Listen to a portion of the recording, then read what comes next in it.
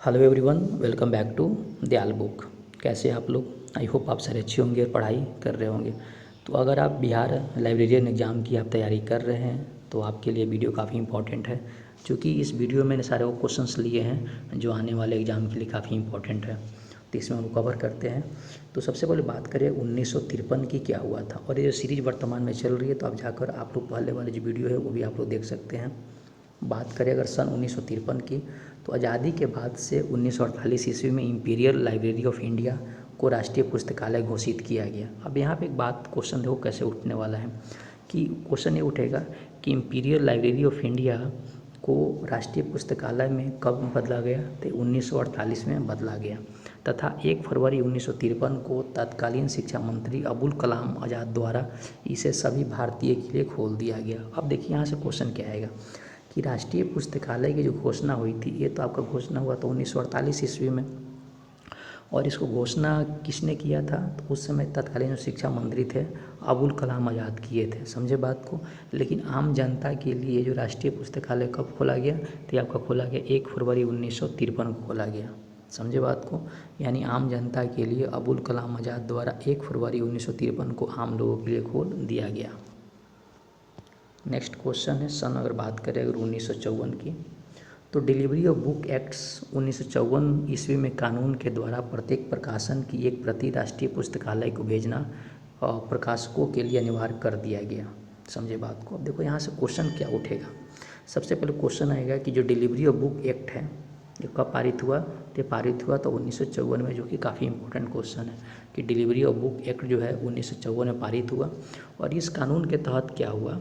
इस कानून के तहत ये बताया गया कि जितने जो प्रकाशन है है ना, तो उनके यहाँ से प्रकाशित होने वाली हर एक किताब की जो एक जो प्रति है राष्ट्रीय पुस्तकालय को भेजना होगा। समझे बात को? और एक कंपलसरी कर दिया गया।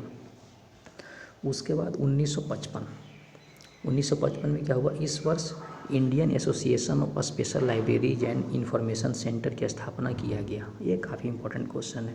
क्वेश्चन पूछ लेता है आपका सबसे पहले IASLIC की स्थापना कब हुआ था? तो ये हुआ था 1955 में। उसके बाद IASLIC का पूरा नाम क्या है? तो Indian association of special library information centre. समझे बात को? Indian association of special library information centre की स्थापना कब हुआ था? 1955 में हुआ था। इसके बाद जो नेक्स्ट क्वेश्चन है 1957 की बात करें। भारत में ब्रिटेन का ही एक कॉपीराइट एक्ट प्रभाव में था तथा आज़ादी के बाद सन 1957 में इंडियन कॉपीराइट एक्ट 1957 पारित किया गया। अब यहाँ से क्वेश्चन आते हैं कि इंडियन कॉपीराइट एक्ट कब बना था? 1957 में बना था। समझे बात को? इसके बाद बात करें 1957 में DB कृष्णा राव को दिल्ली विश्वविद्यालय द्वारा पुस्तकालय विज्ञान में प्रथम PhD की उपाधि दी गई। ये भी क्वेश्चन पूछा जाता है कि सबसे पहले जो PhD की जो उपाधि मिली थी उनका नाम क्या था? तो DB कृष्णा राव। नाम याद रख लीजिएगा। इनको 1957 में मिली थी। क्या मिला था आपका? PhD का प्रथम पुरस्कार मिला था DB कृष्णा राव को। और किस विश्वविद्यालय से मिला था? दिल्ली विश्वविद्यालय से मिला था।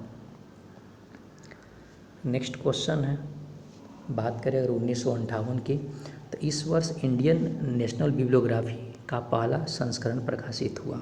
अब यहाँ से देखो दो क्वेश्चन बनते हैं कि सबसे पहले INB का पूरा नाम क्या है? तो इसका पूरा नाम है इंडियन नेशनल बिब्लियोग्राफी। और INB का जो पहला जो संस्करण प्रकाशित हुआ था वो आपका 1998 में हुआ था। 1998 में हुआ था। 1962 में रंगनाथन द्वारा documentation research and training centre, जिसको शॉर्ट फॉर्म में क्या बोलते हैं, DRTC की स्थापना बेंगलोर में हुआ था। अब देखो यहाँ पे कई क्वेश्चन उठने वाले हैं। सबसे पहले क्वेश्चन ये पूछेगा कि DRTC का पूरा नाम क्या होता है? तो इसका होता है documentation research and training centre. एक हो गया। इसके बाद DRTC की स्थापना कहाँ पर हुई थी? तो बेंगलोर में हुआ था। इसके बाद DRTC की स्थापना किसने करवाया था? तो रंगनाथन ने करवाया था। तो DRTC की स्थापना कब हुई थी? तो 1962 में हुआ था। इसके बाद जो नेक्स्ट क्वेश्चन है 1963 की बात करें तो UGC द्वारा बुक बैंक पॉलिसी की शुरुआत की गई। 1963 ईस्वी में UGC के द्वारा बुक बैंक पॉलिसी की शुरुआत की गई, ठीक है। उसके बाद करें 1965 की, इस वर्ष डॉक्टर एस.आर. रंगनाथन को national research professor of library science के रूप में नियुक्त किया गया। ये काफ़ी इंपॉर्टेंट क्वेश्चन है जब पूछा जाता है कि रंगनाथन को national research professor of library science कब नियुक्त किया गया, तो नियुक्त किया गया था 1965 को। इसके बाद जो नेक्स्ट क्वेश्चन है 1966 की बात करें तो इस वर्ष मशीन रीडेबल कैटलॉगिंग 1, जिसे मार्क 1 कहा जाता है, प्रोजेक्ट की शुरुआत की गई। तो कभी कभी क्वेश्चन ये पूछा जाता है कि मार्क का पूरा नाम क्या है, तो इसका मार्क का पूरा नाम क्या है, मशीन रीडेबल कैटलॉगिंग। मार्क का पूरा नाम क्या है, मशीन रीडेबल कैटलॉगिंग। और मार्क की शुरुआत कब हुई थी, 1966 में हुई थी। उसके बाद 1967 की बात करें तो एंग्लो अमेरिकन कैटलॉगिंग रूल्स, है ना, जिसको शॉर्ट फॉर्म में क्या बोलते हैं, AACR, है ना, प्रकाशित किया गया। समझे बात को। एंग्लो अमेरिकन कैटलॉगिंग रूल्स यानी AACR की शुरुआत कब की गई थी, 1967 में।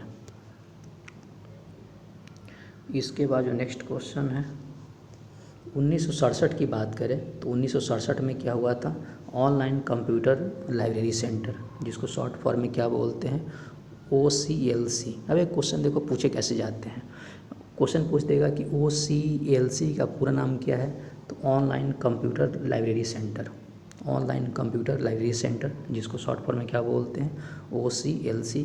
और इसकी स्थापना कब हुई थी, 1967 में। समझे बात को।